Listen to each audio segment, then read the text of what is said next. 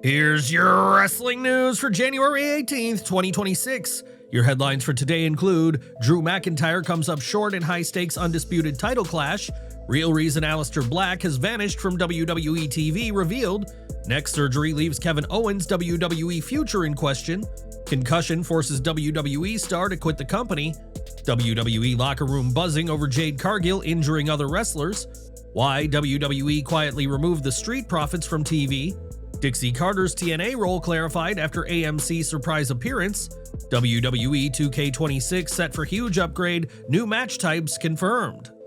Major debut shocks fans on AEW Collision, Wrestling World reacts to devastating disability update, and more. Aleister Black hasn't been seen on WWE television since his brutal ambulance match against Damian Priest on January 2nd, and now there's clarity on why.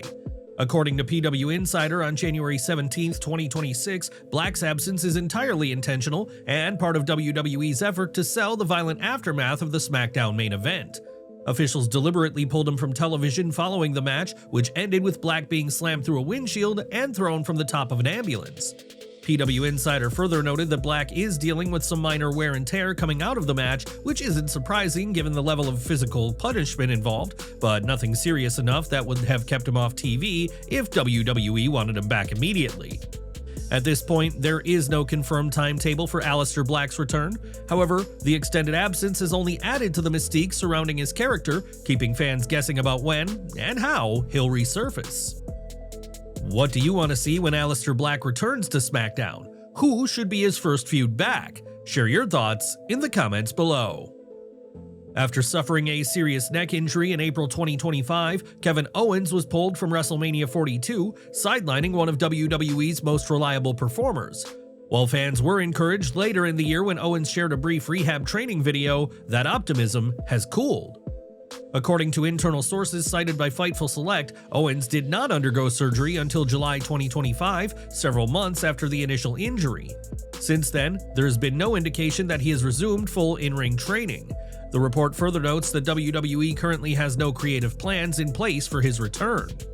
At this point, WWE is said to be taking a cautious, long-term approach, prioritizing Owens' health over any fixed timetable.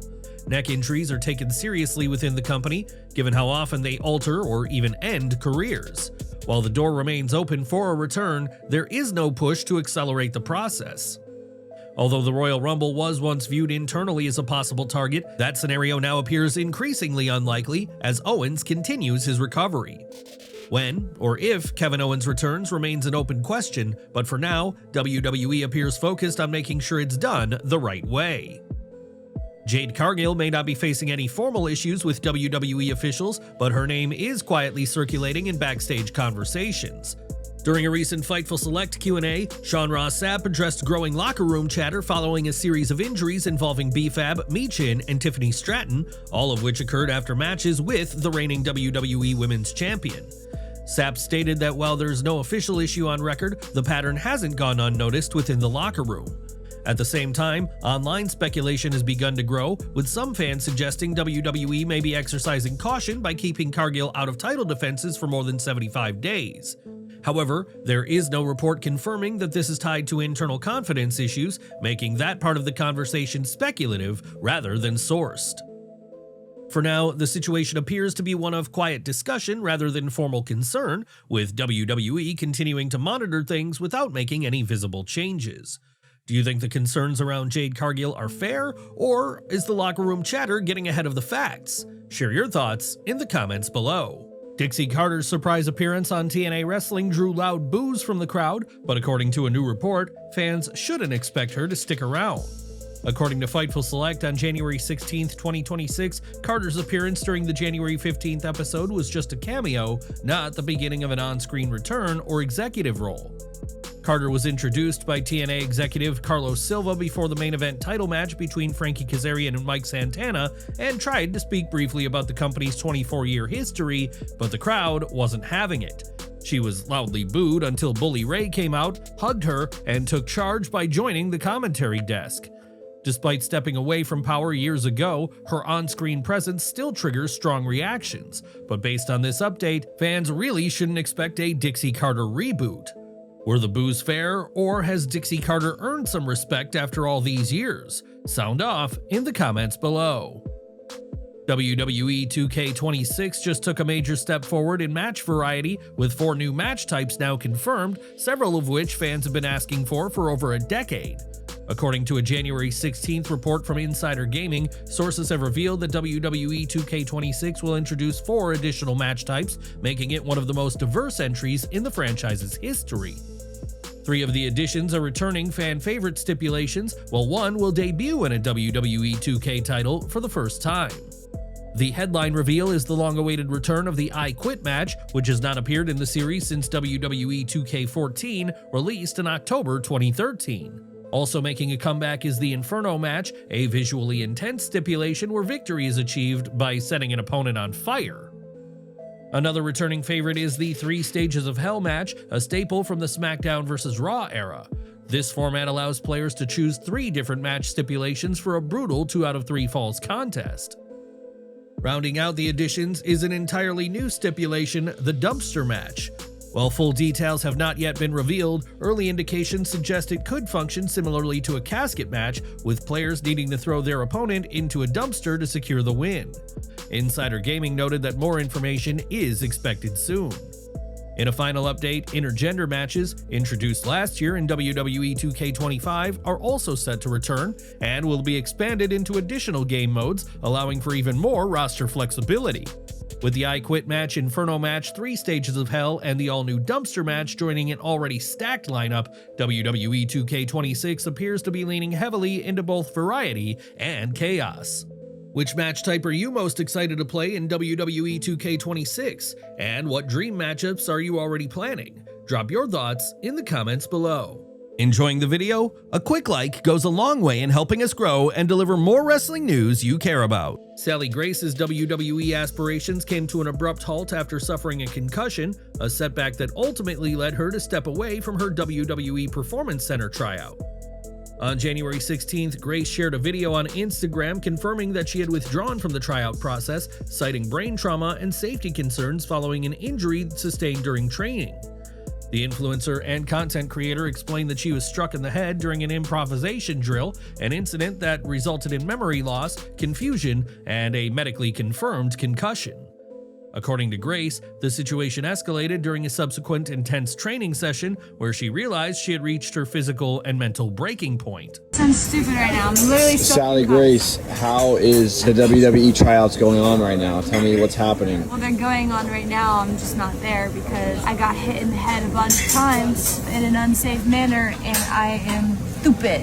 I got concussed. Why'd you get a concussion? Because I got hit in the head a bunch, and I was taking a lot of falls, and someone took a rope and was swinging the rope during an improv session and let go, and it hit the back of my head. Really? Because everyone's so up on each other, no one was spread out and playing it safe. Everyone's too busy trying to impress, and people are getting injured. One girl got kicked in the head.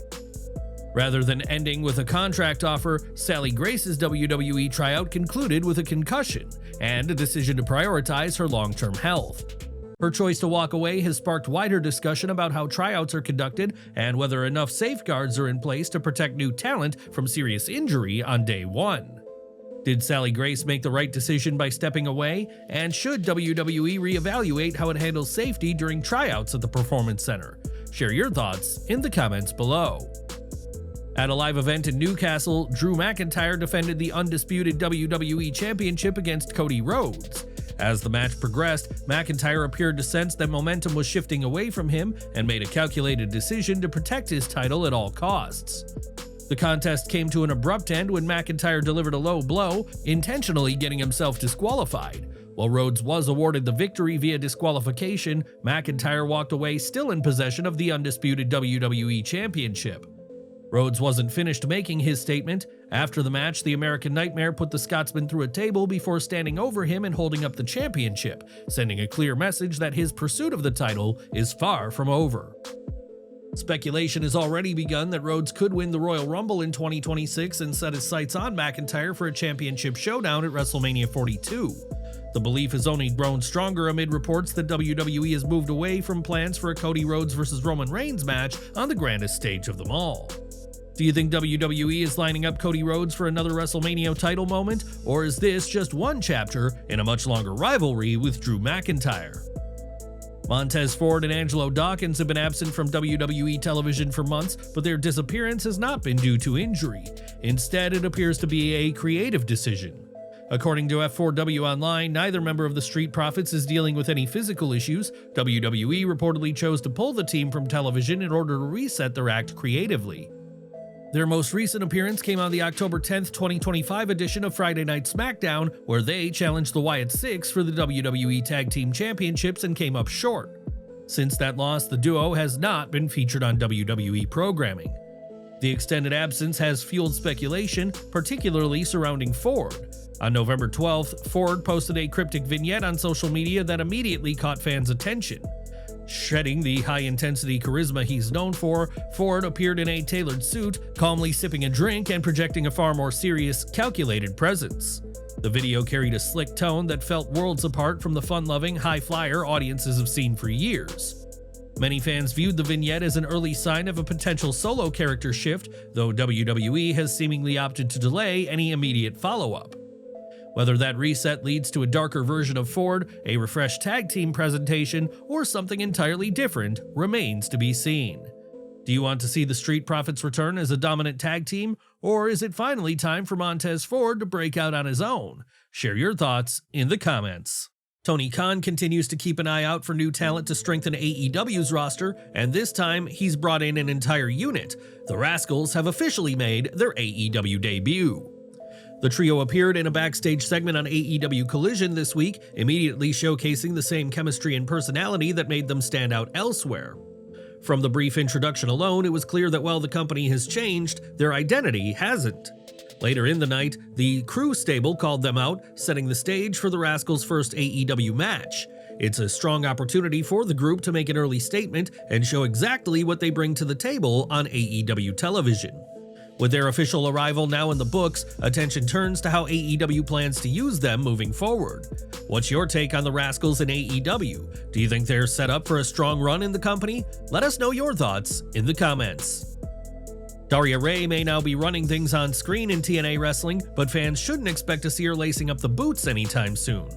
After her dramatic heel turn on Santino Marella and introduction as The Suit, speculation quickly picked up about whether the former Sonya Deville could eventually return to in-ring competition. However, that doesn't appear to be a part of the plan right now. Speaking on a recent Fightful Select Q&A podcast, Sean Ross Sapp made it clear that Ray's current role is intended to stay strictly managerial. From what I've heard, she's supposed to be a non-wrestling authority figure. She said recently that she's pretty well retired from in-ring competition. Sapp also explained that Ray's return to wrestling television came through her existing relationship with Anthem Sports and Entertainment, TNA's parent company. She previously worked with Anthem's Invicta FC MMA promotion, which helped open the door for her new position in TNA. While Sapp didn't completely rule out the possibility of an in-ring return down the line, he emphasized that there are no current plans for Ray to wrestle. For now, her focus is firmly on the authority role and shaping TNA from the top. Would you want to see Daria Ray make a full in-ring comeback, or do you think she's better suited in charge? Share your thoughts in the comments below. Rebel has shared another emotional update in her ongoing health battle, revealing that she is now officially classified as disabled. The AEW star took to Instagram on January 19th, posting a photo of her newly issued disabled parking permit and speaking candidly about where she currently stands. It saddens me to say it's official, disabled, but I'm working on getting into a better rehab. The update comes just 2 months after Rebel publicly revealed that she had been diagnosed with primary pulmonary lymphoma, a rare form of lung cancer. At the time, she explained that she had been misdiagnosed for more than a year, initially told she was suffering from cryptococcal pneumonia, and placed on antifungal medication for 12 months before doctors discovered the cancer. Despite the latest setback, Rebel made it clear that she remains focused on recovery. She is now working toward entering a more advanced rehabilitation program with the goal of improving her mobility and quality of life as she continues treatment. Please continue sending strength and support to Rebel as she battles through this difficult chapter. For all of our subscribers, don't miss the 9 a.m. Eastern video we dropped earlier today. Smash that bell icon and select all notifications so you're always in the loop.